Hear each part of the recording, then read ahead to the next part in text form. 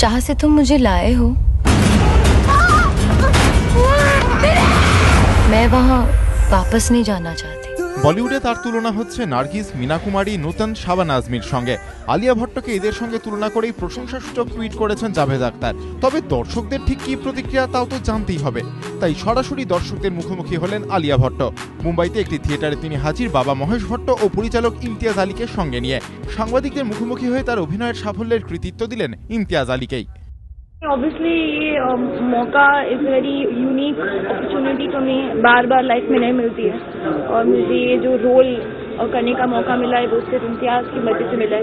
तो जो भी प्रेज मुझे मिल रही है it's all because of him और all credit goes to him for everything. প্রথম দুদিনে 8.25 কোটি টাকার ব্যবসা করেছে হাইওয়ে। বক্স অফিসের দৌড়ে ইমতিয়াজের হাইওয়ে কতটা দীর্ঘ হয় সেটাই এখন দেখার। এবিপি আনন্দ।